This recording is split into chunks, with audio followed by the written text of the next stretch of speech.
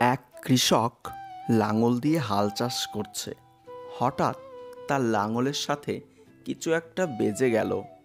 মাটি খুঁড়ে দেখল পিতলের কলস, আর সেই কলসিটি স্বর্ণমুদ্রায় পরিপূর্ণ। সেই কৃষক কলসিটিকে মাটিতে লুকিয়ে রাখল আর তার স্ত্রীকে বলল, এই বিষয়ে তুমি কাউকে বইল না। আর বউ নদীর ঘাটে জল আনতে গিয়ে দেখে তার এক বান্ধবী। সে তার বান্ধবীকে বলল, আমার স্বামী গুপ্তধন পেয়েছে, তুই কিন্তু এই গোপন কথা কারো কাছে বলিস না। তার বান্ধবী বাড়িতে গিয়ে তার স্বামীকে বলল, আমার বান্ধবীর স্বামী হাল চাষ করতে গিয়ে গুপ্তধন পেয়েছে, তুমি কিন্তু এই গোপন কথা কারো কাছে কইও না।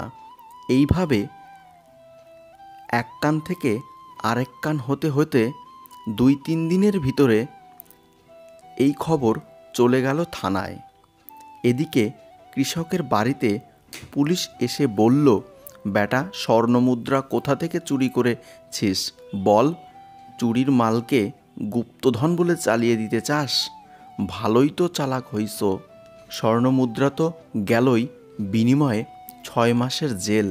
কৃষক বলল, গোপন কথা বউরে কইয়া করছি আমি ভুল। নারীর শুভ ও অশুভ লক্ষণ: 1. যে মহিলার কপাল লম্বা, এমন মহিলা তার শ্বশুরবাড়ির জন্য অশুভ। 2.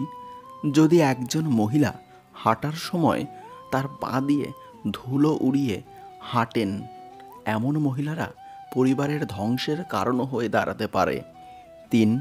যেসব মহিলার কানে অনেক চুল থাকে, এই ধরনের মহিলারা ঘরে ঝামেলার কারণ হয়ে দাঁড়ায়। 4.